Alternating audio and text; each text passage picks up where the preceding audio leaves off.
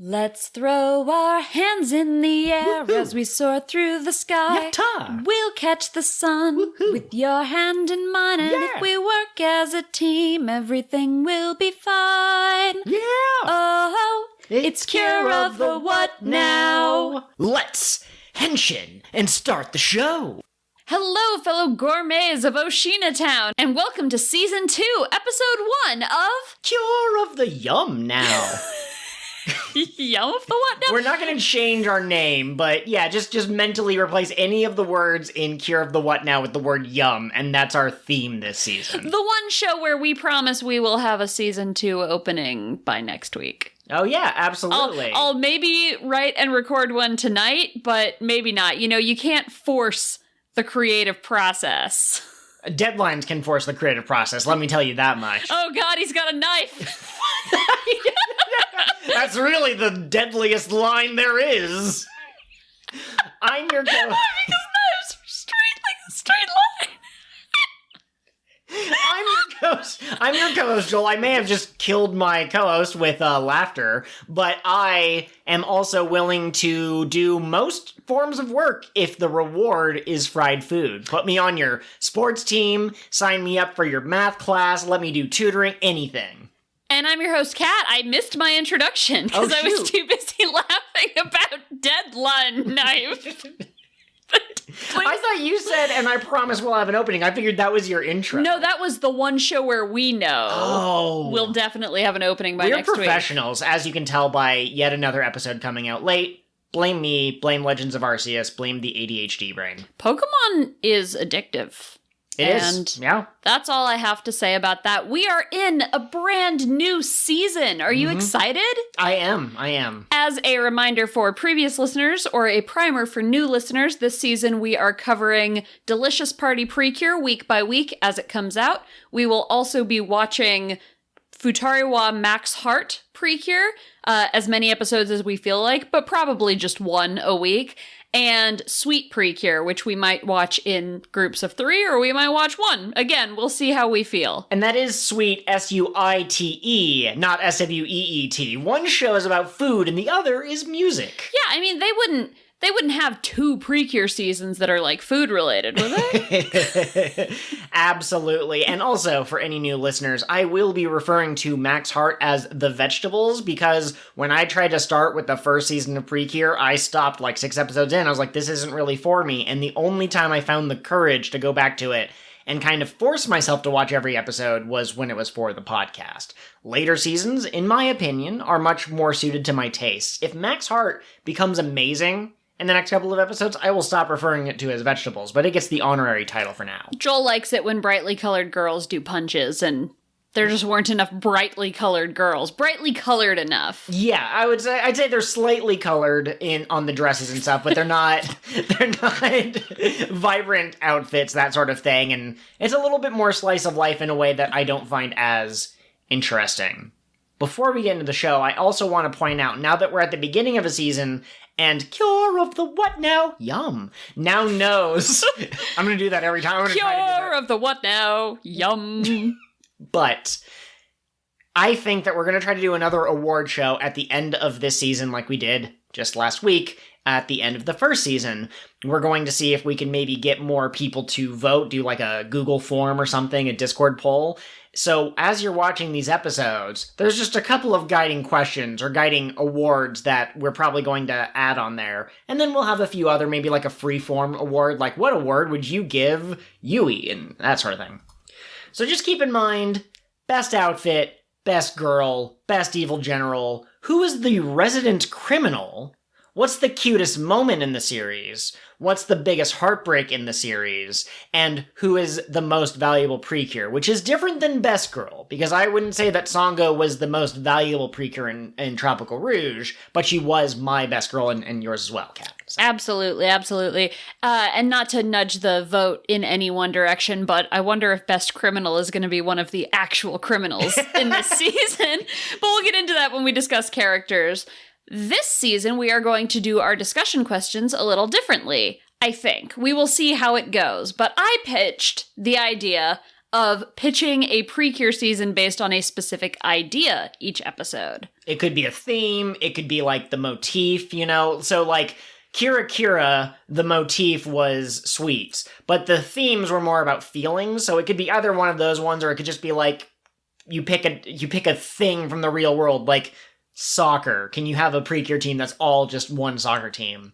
I personally am worried we might not be able to come up with 40 plus specific themes, but we'll see how long we can keep this train going. Absolutely, and I'm going to throw you a softball, because we've already done this one.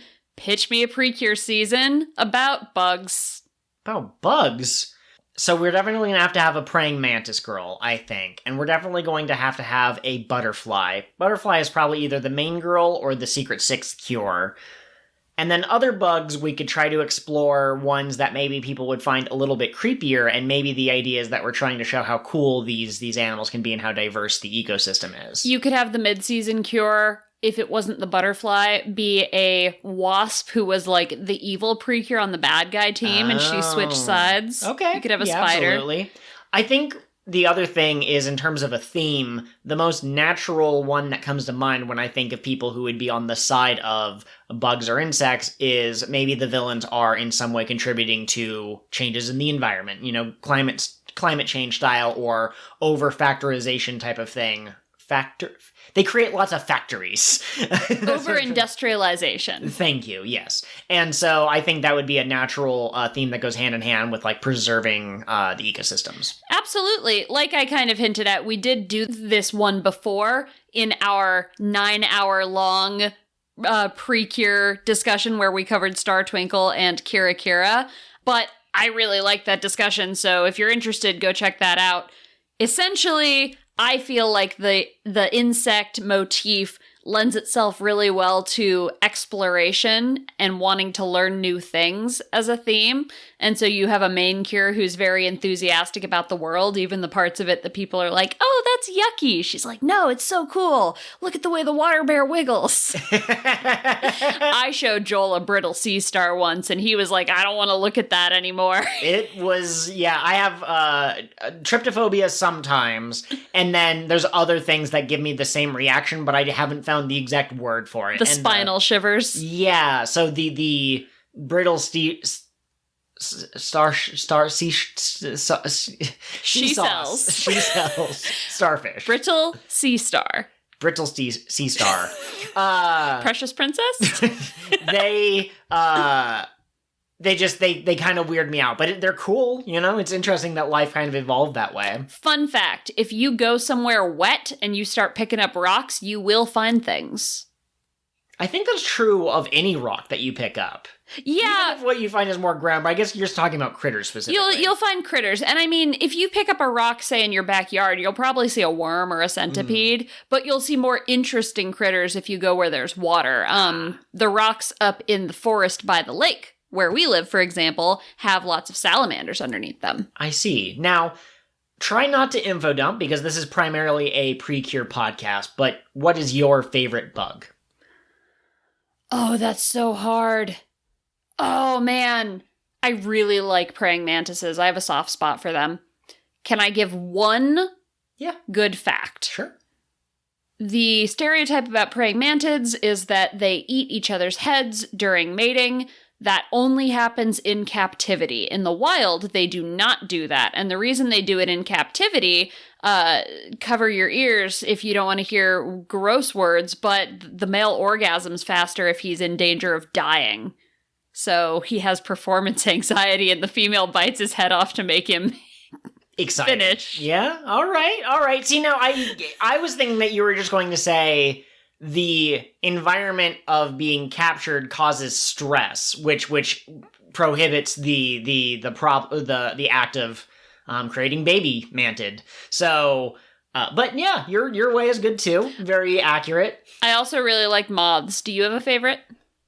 I really don't know if I could. I mean, butterflies have really pretty wings, so I think that would be kind of like my default answer. Yeah. Oh, also the bald-faced hornet. 10 out of 10 top hornet. Okay, yeah, some people like hornets. That's your discussion question. I like creatures, is the thing. Yeah. And that is why Kome Kome is the greatest character in this season of PreCure. Absolutely. So I should probably hit you up with this succinct summary. I'd love that. I would eat it up with a spoon. All right, so we meet our main character, Yui, and she is all about enjoying food, and she has seen what she refers to as a rice fairy, but everyone else seems to not know what she's talking about. She loves food because her grandma, who is no longer with us, taught her that food brings smiles, and also her enjoyment of food, Yui's, is connected to that strong memory of her grandma. I think, this isn't really succinct summary territory, but I think that memories might play a big part of a theme of this season. But I could be wrong, and it could just be something that's specific to Yui. Yui might be about memories, and the next character we meet might be about bringing people together, which is kind of related, but not exactly the same thing.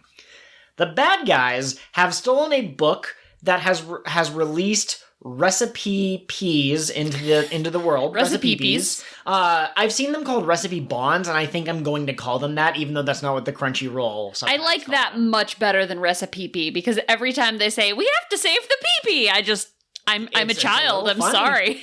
So the bad guys have stolen all of the recipe bonds, and this character named Rosemary is going out to rescue them, and he has 3 small animals with him, which are in the opening, and if you've seen anything about the show, you know what these creatures are, but to us, if you're new, it's a fox, a dragon thing, and what's the last one? A dog. And they're just sleeping. And the king and queen gave them to Rosemary and said, these guys will help you later. They're a mystery tool. They're mystery pets.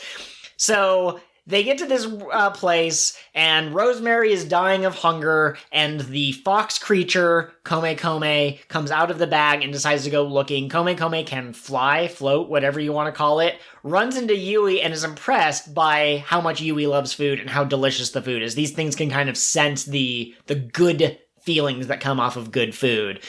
They go and they rescue Rosemary, who informs Yui that they would prefer to be called Mary-chan. We'll get into that discussion a little bit later, but we'll probably be calling him Mary-chan throughout the season. And they quickly form a bond.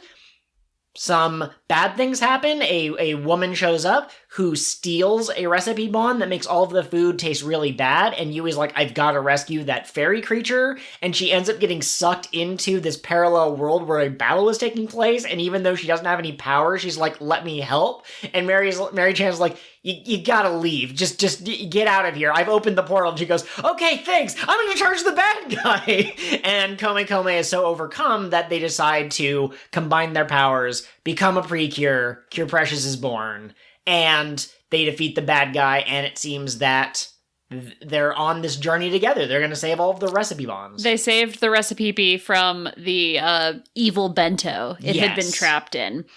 I just want to ask, how did Cure Precious bond with Kome Kome to transform? Once they actually started the transformation sequence, Kome Kome turned into an energy representation of a rice ball. So it was in the shape of a rice ball, but it was like glowing light, and Yui ate it. I called it! I said, wouldn't it be great if they had to eat the fairies, and would you look at that?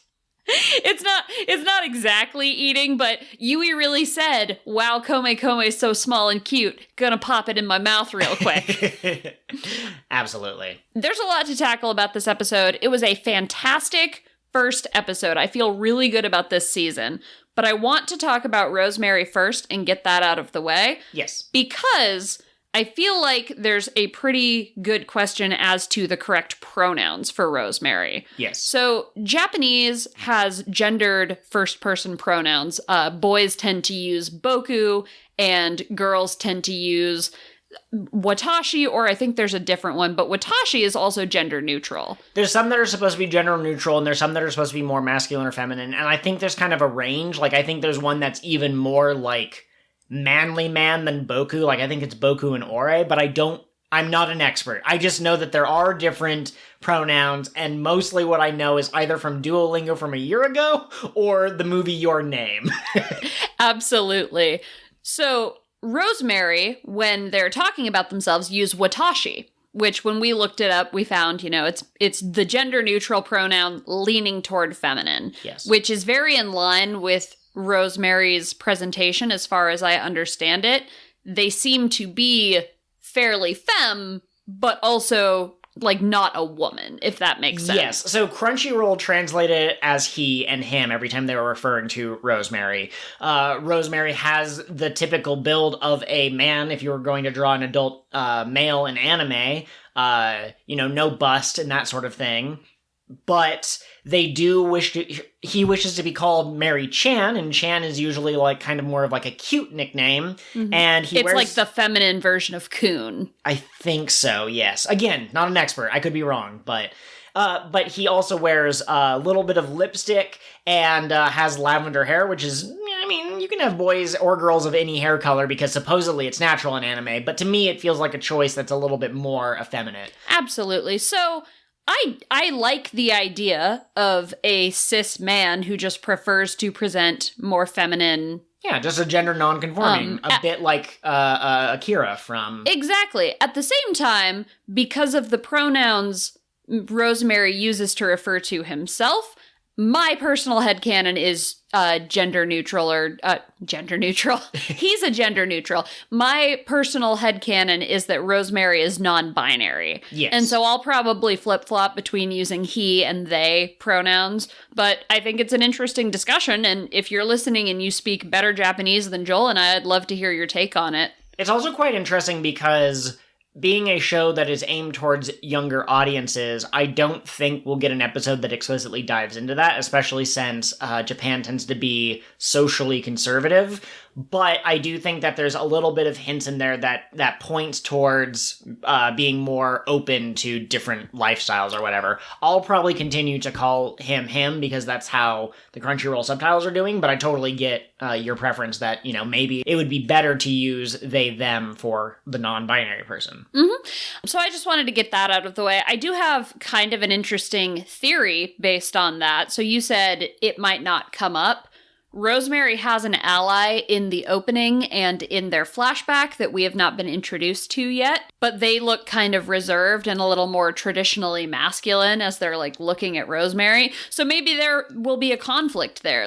You're so flamboyant, it gets in the way of you doing your job. Okay. And Rosemary will be like, no, it's important to embrace the things that excite you and make you feel alive, like delicious food.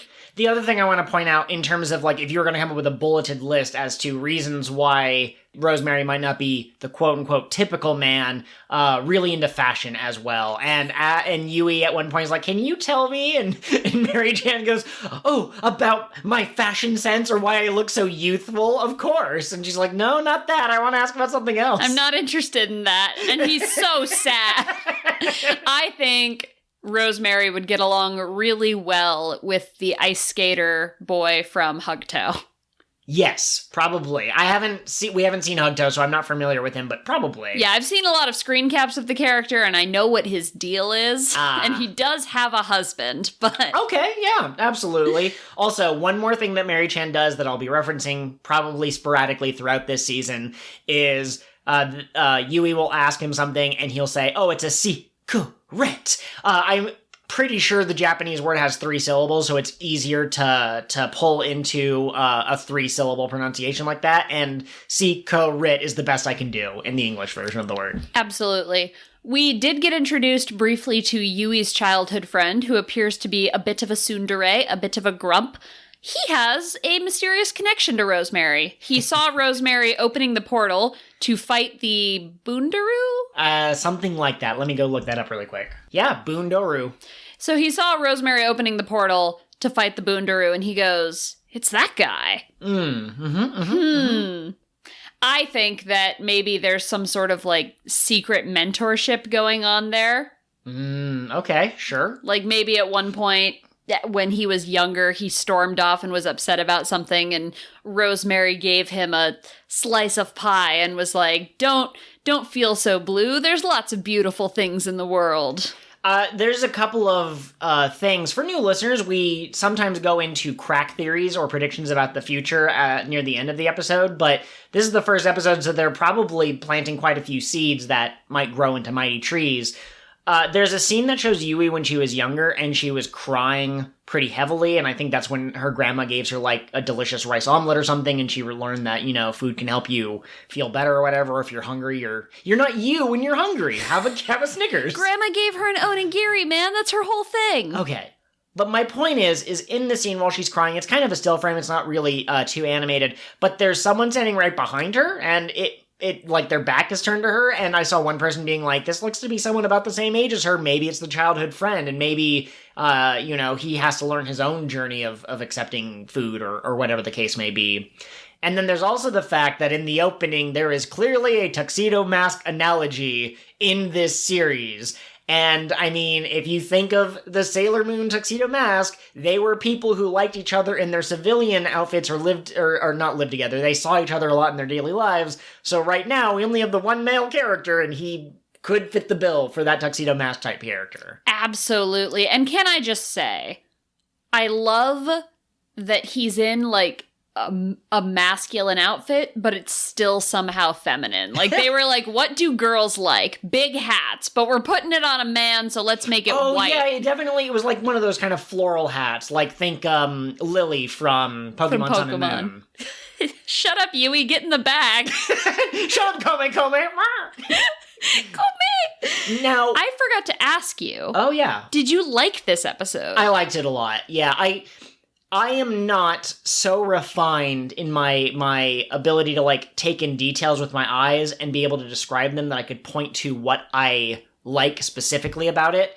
But something about the animation here makes me go, this is quote-unquote modern animation, and I'm here for it. I love it. And I think we mentioned that the director for this series is new to PreCure. Yes, so but previously worked on something else of importance, I think. Like me, I'll look that up too. But she's bringing in some good stuff that we're very... Oh, One Piece. Oh yeah, absolutely. I was getting the character designer, who is a she, mixed up with the director, who is a he. But the director worked on One Piece previously, which is our other podcast, so we're big fans. Can I say...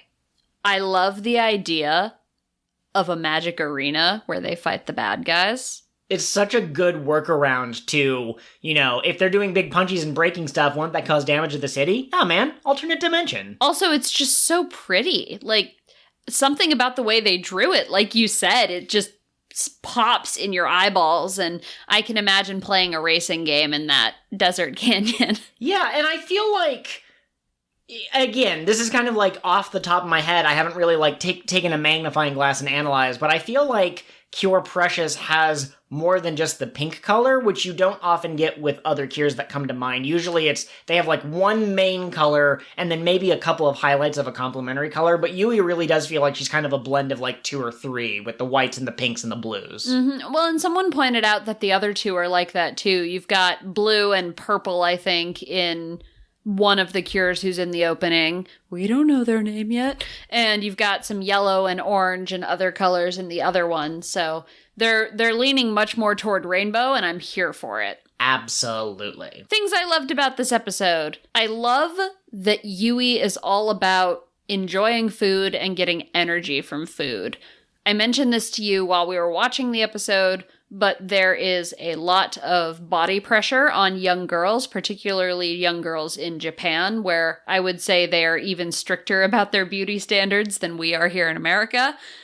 And so having a character who is just unabashedly in love with food is a good thing for young girls, I think, especially since this tends to be the age group around where eating disorder flags first start to show up and those first start to get triggered. So I'm excited about that. Friend of the podcast, That One Welder Guy James, shared a story in our Discord about a parent whose 4-year-old has trouble wanting to eat, and she was so excited by Cure Precious loving food that she wants to eat so she can be strong like Cure Precious. Awesome. Yep. Fantastic. I love that Cure Precious is the type of character who will just throw herself in harm's way right away. Yep. Mm-hmm. She seems a bit like she might have some brain cells, like Mana. But she's also, like, got that raw physicality that you expect in your pink PreCure. If her JoJo-style stat screen showed up, I would expect her intelligence to be higher than Manatsu's, for example. But, you know, physicality is still very high, and courage is also very high. Just wonderful. Absolutely. I think being the type of character who enjoys feeding people lends itself to, I want to help people, I want to keep people safe and protected, and it's a very nurturing kind of character is what I'm trying to say. Also, love that the bad guys are thieves this season. Love that for me. You know what is exactly my jam? That. Digging it. I like that they have silver hair. That is also very good. Kome Kome is incredible and adorable, and she doesn't even have the ability to speak yet, really, outside of saying her name like a Pokemon. But she has so much character. Yes. That when she finally can speak, it's gonna... Oh, I'm just so excited. Now that's interesting. Why would you think that Kome Kome would gain the ability to speak? Fua did it. Huh. Okay. Yeah. So... This is very interesting. Again, in case this is the first episode you decide to watch, you're like, oh, episode 1, perfect jumping on point. We are going to try and stay away from anything spoilery. We don't even watch the next time on the show, but we do grab the title off of the wiki in order to hypothesize, like, what could it be about, that sort of thing. But the opening clearly shows... Kome Kome in her tiny little fox form, and she's tiny. She can fit in the palm of your hand. But then there's also, it, like, shows her, like, Animorph evolving into... a human child. Yeah, it's basically different forms of human development. So one looks very babyish, one looks kind of more toddlery, and then one looks maybe, like, 5 or 6, for example. It's gonna be awkward to try to eat her once she turns into a person.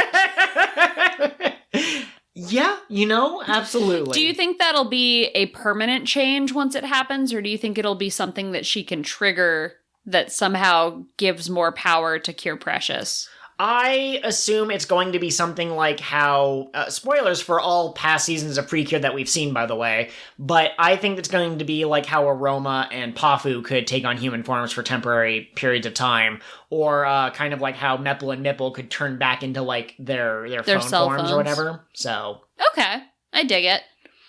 Is there anything else you want to touch on from this episode? For a series that focuses on food... Damn, did they do a good job animating the food. Something about the way that Yui enjoyed her rice ball, something about, like, the way she chewed it and was, like, kind of, like, doing the rubbing your cheek thing, like, it made me hungry, and I normally don't fall for that when they show food in TV or whatever. Listen, I have never, in my life, wanted so badly to live in a PreCure town as I want to live in Oshida town. Yes. They've got a Mexican food street. They've got a Chinese food street. We moved to a state with 90% rural population. And you know what I haven't had in 3 years? Good Thai food. I like food. Yeah, no, it's very interesting. The town looked very appealing. And of course, I try to point out any kind of puns or anything that I see. Oishi is the word for delicious, and so it's literally just delicious na town. And I don't know if na is if it changes the meaning or not, but I assume that it's just to make it less explicitly obvious, you know? Putting on the fake mustache and being like, I'm not Captain America. Are you sure? You're 7 foot tall and made of muscle. Just because you have a little Sharpie mark on your nose doesn't mean that I think that you're not Captain America. Oh boy. I will say, for a town with such a diverse array of cuisine, you would expect there to be a little bit more diversity in the main cast. This would have been a perfect place to have, you know, Elena from Star Twinkle. But we already have Elena at home. No, I'm just kidding. One thing that will always meet with approval from me is having more diverse characters for the PreCure. Elena was my favorite cure from that season before I even watched that season, and it turned out there were a couple of others that were just as amazing, but, you know, I think a lot of people would be happy to see that, but I'm also not expecting it. I'm not going to boycott Toei because they've been doing this for 19 years. Well, and for my part, and we've talked about this before, but this is primarily. This is a Japanese product made by Japanese people. And so I don't want to impose my own ideas too heavily on them. I'm not on the Toei Twitter being like, where is my X cure?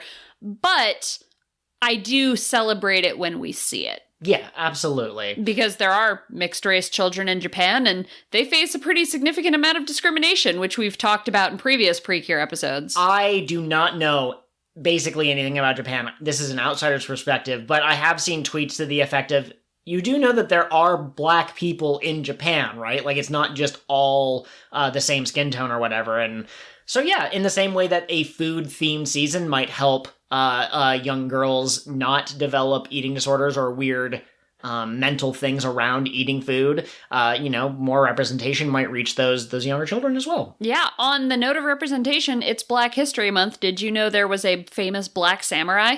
Oh, no. That's cool. Yeah, the story of how he got to Japan varies in the telling, so I'm not going to give the details I have in case they're wrong. Sure. But basically, this black man went to Japan and he became a samurai, and he's such like a well-known folk hero that I believe they're actually making a movie about him right now. Okay.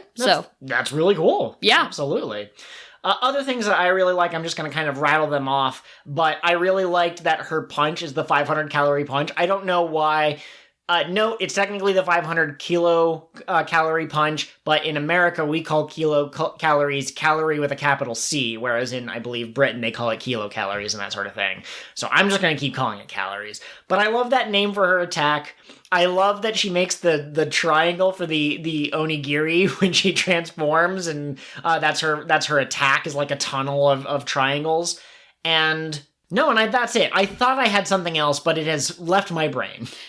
What if we drew Cure Precious with swords doing Zoro's onigiri attack? Oh my gosh, that would be so good. Wait, I remembered. I love that Yui is just superhuman in her normal form. The very beginning, the first scene that we see of her is her playing soccer, and she's amazing at it. She's, dodging and weaving around other girls and kicking the ball extra hard into the goalpost.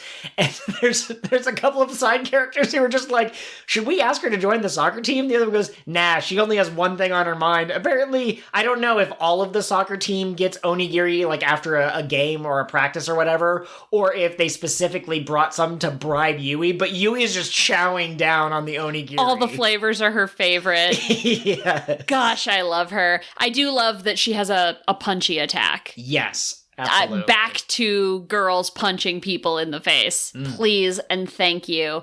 Also, I like that it's the 500 calorie punch. Okay. Because you could easily, I'm going to double this punch in strength. It's the 1,000 kilocalorie punch. Or she could be like, hey, other cure, help me punch this guy. And together they do the 1,000 kilocalorie punch. Either way, it's a scene that's going to make me go, Yeah, anime scenes that hit your brain just right. Exactly. Also, the humor in this season, spot on. Pretty great. I forgot to write down any specific quotes, but we've already mentioned a couple of Mary Chan's, like, see, ku, re, or again, I need to say this again. Mary Chan saves Yui from the Bondero or whatever. Or no, the monster's called Ubazo, I think. I don't know if I'm pronouncing that right, but I'm looking at the spelling right here. But saves Yui and says, now save yourself. And Yui goes, thanks, now I can save the rest of people. And he's like, you're running the wrong way. What's wrong with you? Mary had a necklace that shattered when he lent Cure Precious his strength. So I wonder if he's not going to be able to go home. Uh-oh. Yeah, I mean, that would make sense. Yeah. But no, overall, I loved it. Did the opening or the closing slap as hard as Viva Spark Tropical Rouge? It's hard to top the masterpiece that was Tropical Spark. Again, if you were going to compare them and do numbers, if Tropical Spark was like a 9 or a 10, I would say that this opening is like an 8. It's good, but it's not replacing the last season. Absolutely. That said, the closing, 10 out of 10. They sing for vegetables. And fruits. Yeah. There are fruits in the audience. And there's a sausage link looking like snake kind of creature because they didn't add arms or anything, so it's just kind of like sitting there. But yeah, that was really interesting. Also, really quick note, the thief who showed up in this episode is named Gentlu. We'll probably eventually just start calling her Gentle, because that's what her name is based off of. She is the younger of two girls that we saw. She looks like she's about the same age as Yui, and then she reports to someone named Secretoru, which is secret. Hard to guess that. And she looks more like maybe like a young adult or a woman. And it seems like Gentlu is kind of the apprentice, kind of takes orders, isn't treated super well. She kind of gets yelled at for not bringing back more recipe bombs. Secretoru is not nice. No. And, we've seen a couple of seasons of PreCure here at Cure Up the What Now? Yum. But it seems likely or possible that Gentle might have a change of heart, and maybe Secretoru is like the actual villain that they will face, and Gentle is, she's gonna heel face turn, as it's called. Wouldn't it be delightful if Gentle bonds with someone other than Precious, like one of the other Cures on the team? Oh yeah, that'd be nice. Because I feel like it's really hard to beat Setsuna and Love's relationship from Fresh PreCure. So yeah, I would love to see something new where like Cure Precious realizes she can't reach this person, but her ally can. Yeah, and it would give the side characters who sometimes don't have something to do more to do. So I'd really appreciate that. Absolutely. For sure. So we have been talking for a while. Yep. I assume we would like to move on. I mean, we could talk about this forever, but no, I think maybe it would make sense to... Maybe just a little bit. So, moving on to Max Heart. Yes. How do you feel about Max Heart? I guess first, give me the succinct summary, and then tell me what you thought of it. All right, so Max Heart is one of only 2 seasons that's a direct sequel to the first season. So, episode 1 of Max Heart. Do you remember Futari Wa? Because we're doing Futari Wa again. It's Nagisa and Honoka going to school. They're now 3rd years, and I thought you were going to say they're now 30, and I was like, they've been in school for a long time. And they haven't physically aged past the point that they were in the last season. But they basically still miss Mipple, Meppel, and Polun, who went into the Odin sleep, never to be woken again. More on that later. And they're going to school. Nagisa is now the captain of the lacrosse team. She doesn't seem to be doing a great job of it, and she kind of mentions to Honoka, like, you're much better with people than I am, which maybe that's a character arc for Nagisa. I don't know. A bad guy shows up and they go, oh god, it's one of those again. And then Mipple and Meppel show up again and they go, hurry, transform. They're like, oh my gosh, it's this again. Have you seen Futari Wa? They transform. Mipple and Meppel now have different designs. They look more like cell phones, as the last season they looked kind of more like compacts, I guess.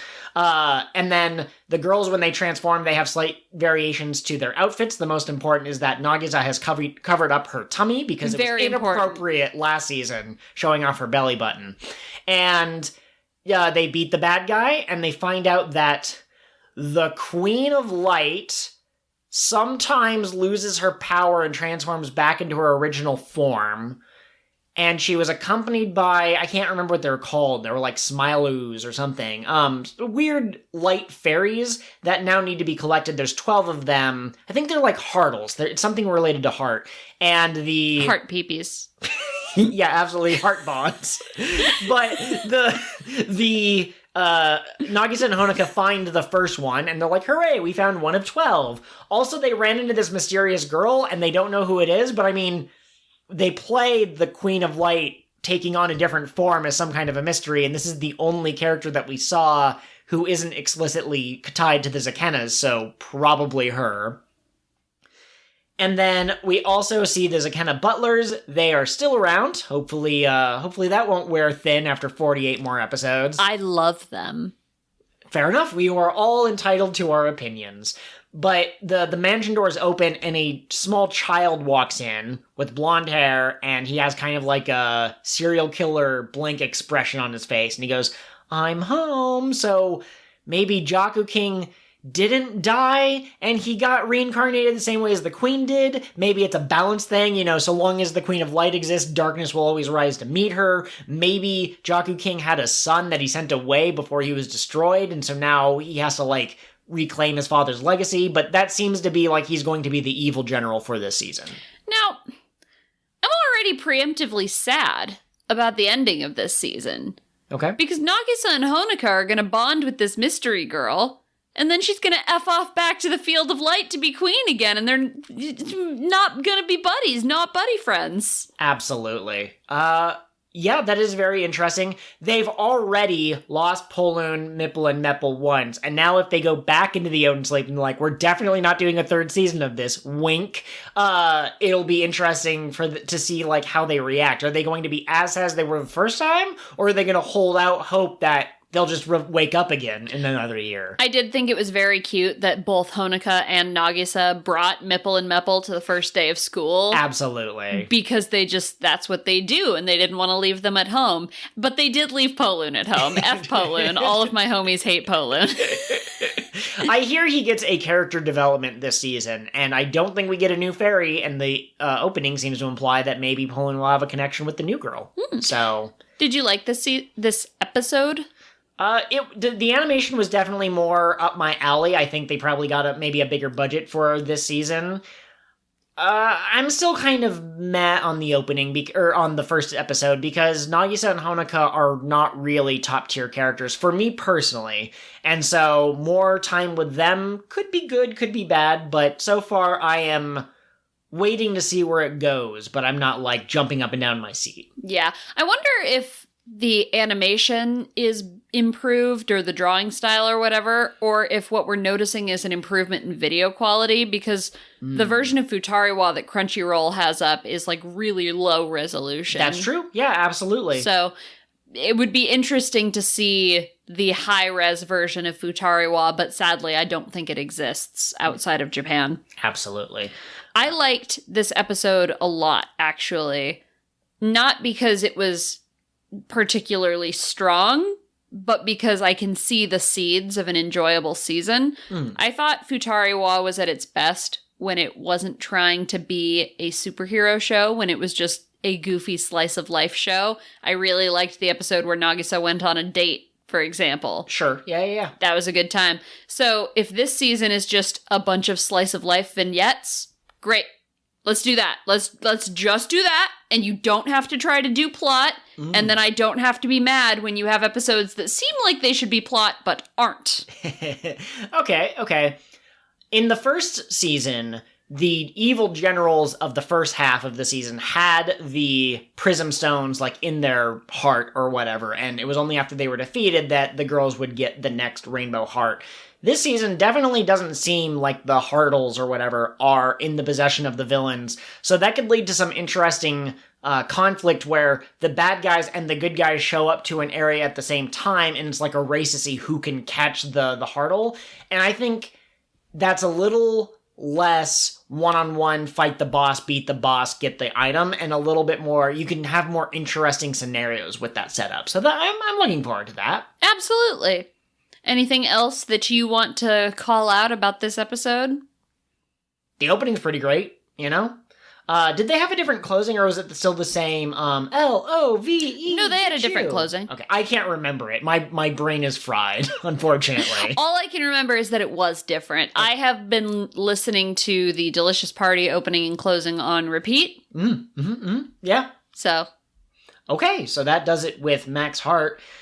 Now, we're moving on to Sweet PreCure, and Sweet PreCure is kind of interesting. We have an episode of the podcast, a bonus episode where we watched the first episode of every season we hadn't seen, except for the seasons that were direct sequels if we hadn't seen the previous season. So, we've seen Sweet PreCure episode 1 some time ago, a couple of months ago. We still remember it, but some of the specific scenes aren't, fresh in our memory, and also we've already talked about it, so I personally feel like I would be repeating myself if I went into too much depth about what I liked about it. But let me say, the first episode left such an impression on me that once we finished Fresh, which was Kat's pick for what episode we were going to watch, and we kind of alternate, I was going to pick Sweet. I was very excited to see the story of Hibiki and Kanade, and their relationship with each other. It seems like this is going to be another two girls relationship rather than like a group. That's probably not the right word. It sounds suggestive, but I like the seasons that focus more on two people and their interaction rather than a group. Absolutely. As we've established, Star Twinkle would be better if it was just Hikaru and Lala. As much as we love Elena. Maybe we confuse Elena and Hikaru. You can't just make Hikaru black and not change her character. Ellen is not black. Ellen is Hispanic. What's wrong with you? Sorry. A person of color. You are absolutely correct, and I do apologize if my phrasing upset anyone. You can't just turn Hikaru into a different... You can't just add extra stuff onto her, you know? Absolutely. I vibe with the character designs of the PreCure in Sweet so hard. Absolutely. I really like that instead of going for, a pink and a blue or a white and a black, they went for a pink and a white. Yes. Those are both lead cure colors. There doesn't really seem to be a lead of this two-person team. So I dig it. I like it a lot.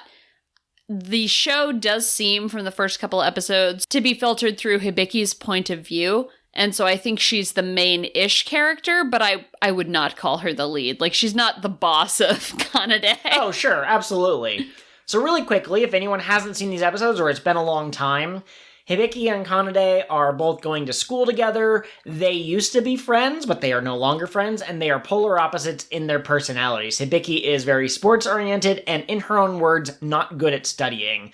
Kanade is very good at studying. She's also shown to be part of, the home ec club or something, so she's, baking a cake in the first episode, and she's very good at it. But she is not very athletically driven, that sort of thing. They used to be friends, they had a breakup, in the first episode we don't know what it is, but then they are both attacked by a monster that is looking for the evil MacGuffin of the week, and they together stand up to the monster and we won't let you take that thing, and that moment of unity, resonance allowed them to transform into PreCure. That's where the first episode ends. The second episode starts with them trying to fight the monster, but they're totally out of sync. The monster runs away, the girls are embarrassed, Hibiki is like, why couldn't you just follow my lead? Kanade is like, I did try to follow your lead, and Hibiki's like, well, maybe you're too slow then. And Kanade is like, why would you be so mean to me? Why would you be so mean to Kanade? F you, Hibiki. She does seem like a perfect cinnamon bun, and Hibiki definitely seems more like the gremlin of the group. She's such a goblin. Oh gosh. But it turns out that they were best of friends, and they wanted to go to the school together and be best friends. So they said, hey, meet me by the third sakura tree outside the front gate of the school. And Kanade never showed up, and Hibiki's heart was broken, and she decided to never speak to Kanade again. Kanade was also hanging out with some other girls, and Hibiki's like, are they hotter than me? I don't know. I assume that was some thought that went through her mind at some point. That's what you assume teenage girls think when they look at other teenage girls. And in order to get over it, they go shopping, eat chocolate, and ice cream, that's all... It's funny, the sentence you just said is almost word for word something that Sheldon Cooper from The Big Bang Theory said in an episode, but you don't watch that show. No, I just know I know what the stereotype is. Anyways, in this episode, we also find out that the school has two quote-unquote front entrances. I'd argue that one of them is the more front entrance. I don't think they said front. I think they just said entrance. Oh, okay. So yeah, there's one in what I would consider the front and one considered the side, and they stood at different sakura blossoms, and each thought the other one stood them up. And so now that they've gotten over the fact that... neither of them intentionally left the other, they're able to fight together, beat the bad guy. Also, they meet a talking fairy cat named Hummy, who is not suspicious. Not suspicious, just Hummy! I love her. We love a good mascot in PreCure. There's some PreCure mascots whose name shall not be uttered that didn't really add anything, but the episode, or the seasons where you like the mascots, 10 out of 10, For sure.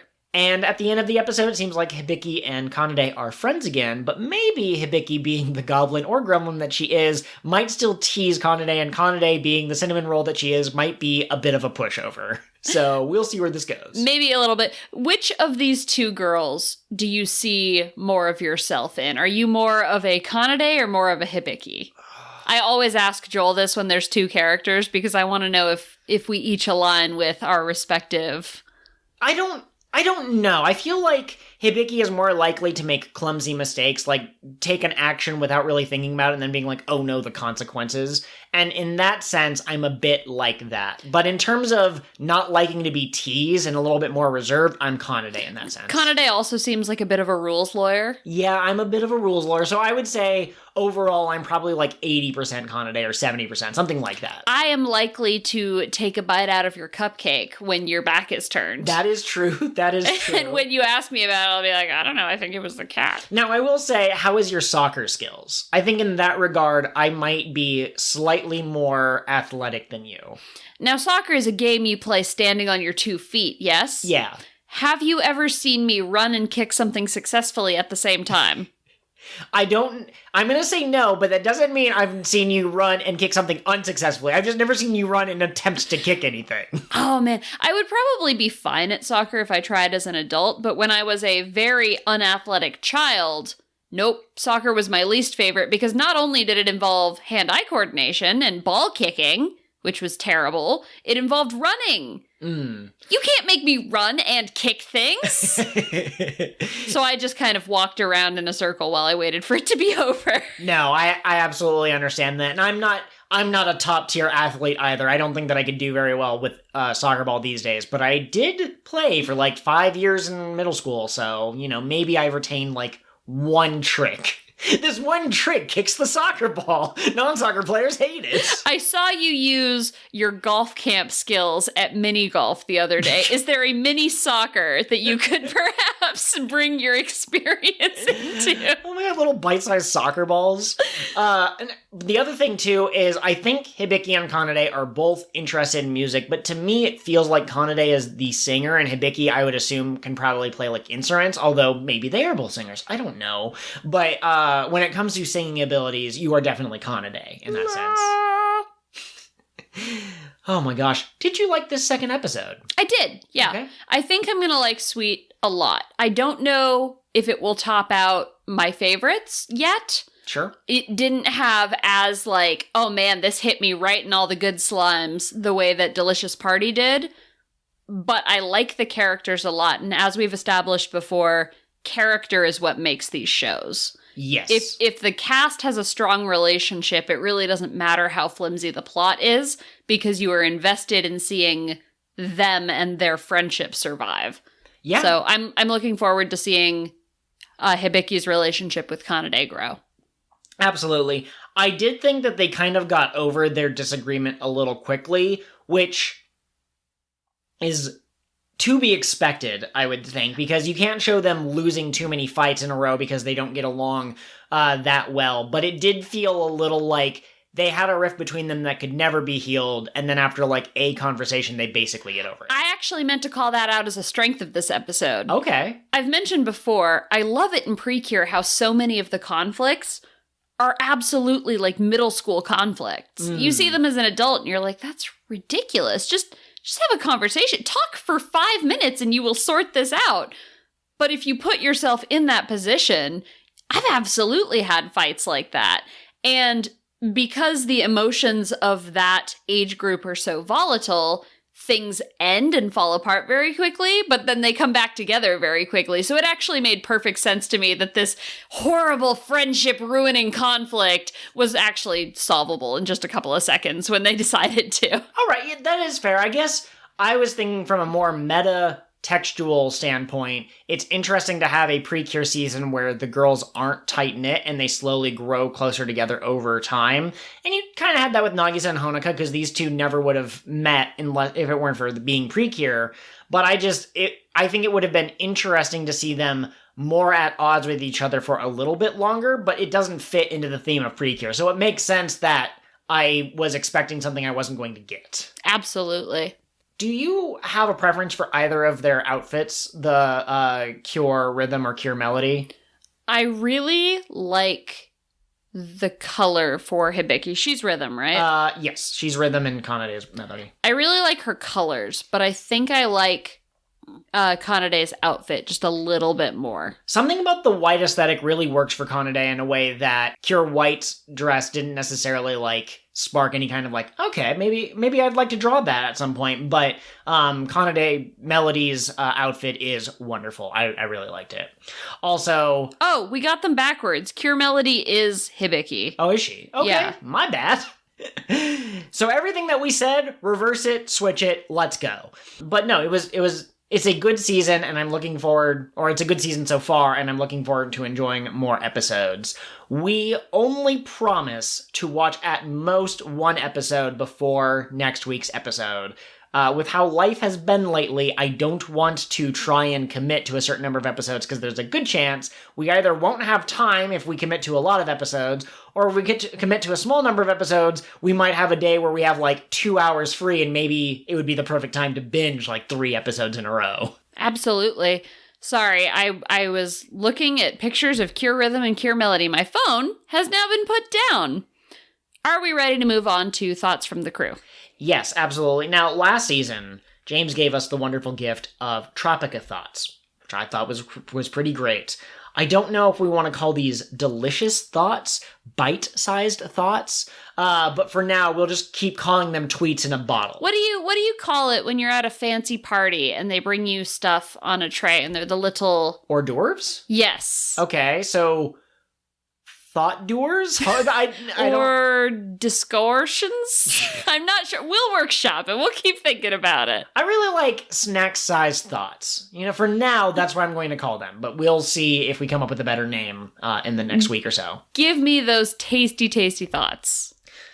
James watched Max Heart with us. By the way, if you check out my Twitter bio, we have the link to the Discord and you can join us. Every Friday at 6 p.m. Pacific Standard Time, we watch several episodes of PreCure. So right now what we're doing is we're watching one episode of Max Heart, the plate of vegetables, and then following that up with a bunch of Star Twinkle episodes. So if you wanted to watch Max Heart again and talk to some people from the perspective of newbies, and then maybe also let us know what you thought of the episode, like, oh, that scene was really funny, or that scene was really sad, we'd love it.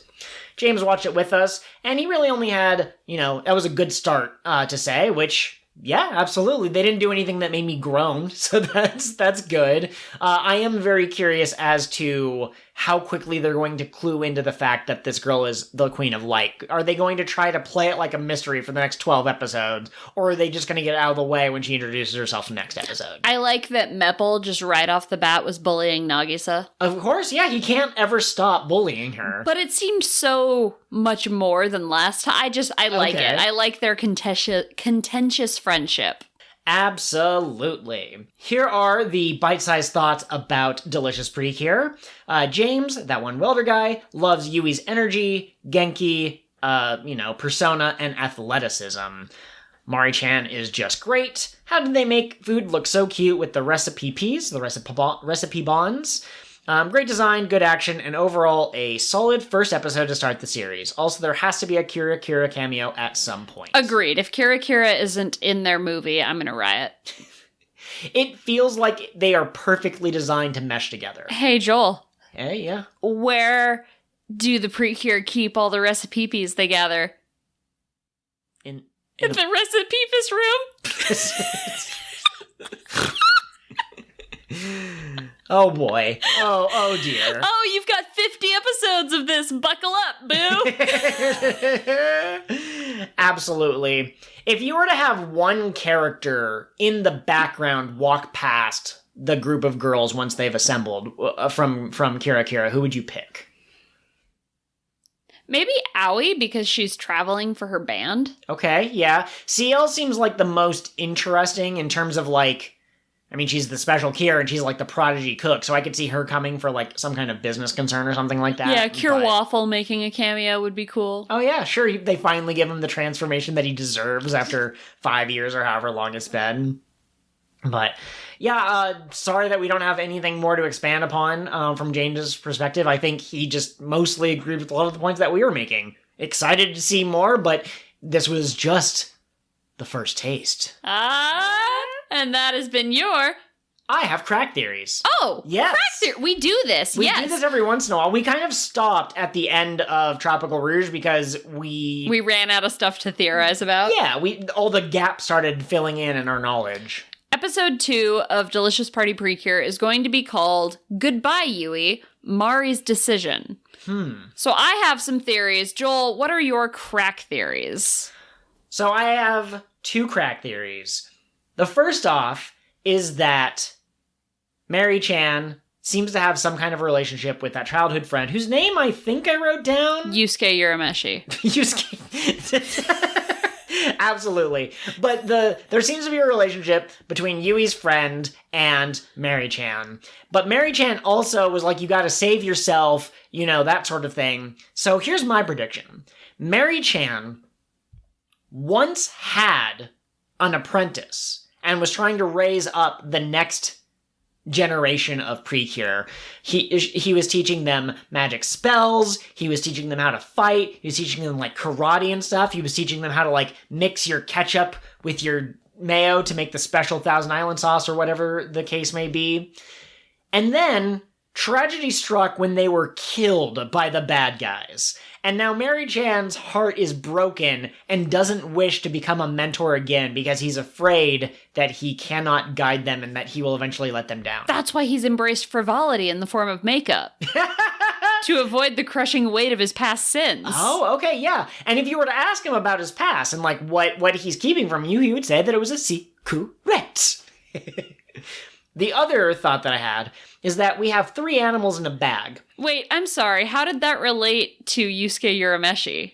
Her childhood friend. You said her childhood friend seems to have a relationship with him. So maybe Yusuke Urameshi knew the other person who died. Maybe that was like his best friend. And then when she died, he had to be like, guess I'll smooch this other girl. Not smooch, but like, I guess I'll hang out with the other kid from the neighborhood. That's why Yui was crying in the flashback, because he said, I don't want anything to do with you. I've got Sparkle Buns McFly over here to hang out with. Oh, we should have known she was destined to become a PreCure with a name like that. Her mother was a fairy, and her father was just a human guy. So, my other Sparkle Buns McFly, original OC, please do not steal. They're more powerful than all of the other cures, but also they have rainbow powers? Okay.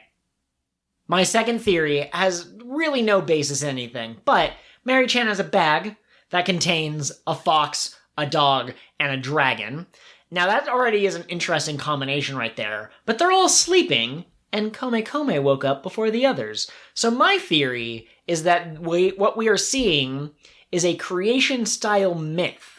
That is, because sometimes you hear mythologies that involve multiple gods or multiple beings, and there's like one that starts everything off. Maybe it forms the earth or whatever, and then another one comes through and maybe it creates like the rivers and the oceans. So I think that Kome Kome is the original creator, and then the other 2 that we'll meet in later episodes will add to this creation, and eventually, hundreds of years from now, it will become mythologized and part of the local culture.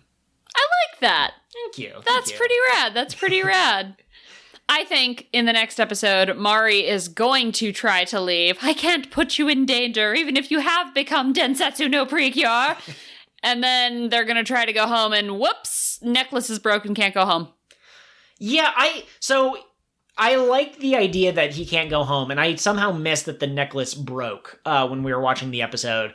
I would guess, without that information, I'd be inclined to guess that maybe he's like, I'll take care of the recipe bonds on my own. It's my duty. Even though you're a PreCure, that's awesome, but I have to do this alone. And then they each try to fight the bad guy, and neither of them succeed, and then they realize that they need each other, and that's how the episode concludes.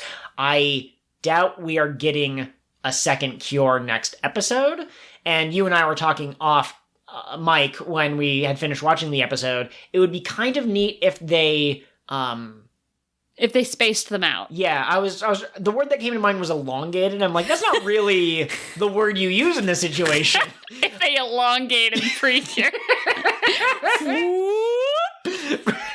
Season 20 of PreCure will be called Elongated PreCure. Cure Girafu. But I don't know if the conflict is going to be, I'm trying to go back to the fairy world. I think it's going to be more like Yui does something that Mary's like, that's stupid. I need to find someone who's more mature or something. But then it turns out that her Genki energy or whatever it is that made Mari upset in the first place was the key to victory. Haha, Mari, you fool. How could you understand the power that lies within the heart of a maiden? And that has been your boop boop doop boop. Final thought. Outro goes here. Thank you for the food. I don't know it. Shoot. Itadakimasu. Itadakimasu? Okay, yes. Itadakimasu! What a shining episode of Cure of the What Now! Thanks for being our Nakama. Thank you as always for your support. If you could, very kindly, be sure to like or share this with any of your friends. Let them know that we're always open to suggestions or thoughts about any particular episode. And please take a moment to rate and review us on wherever you get our podcast from. Except for YouTube. You can't rate and review us on YouTube, but you can like and subscribe. Absolutely. If you like what we're doing, even just a comment that says keep up the great work is always helpful for brightening our day. Absolutely. Joel, where can our fine listeners find you if they want more of you? Absolutely. The best way to get in touch with us is to go onto Twitter and find us at KOTWN_pod. That's where we're most active. But of course, we also have a Gmail. That's kingofthewhatpod@gmail.com. You can also find me at Pirate Ghost Host. She is much more prolific than I am, but not all of her content is necessarily about the podcast, whereas the other one tries to focus more on the show. You like our sticker sheets? Joel's got sticker sheets for you. And that has been your Tropica outro. Do-do-do-do. You'll be dancing with me today.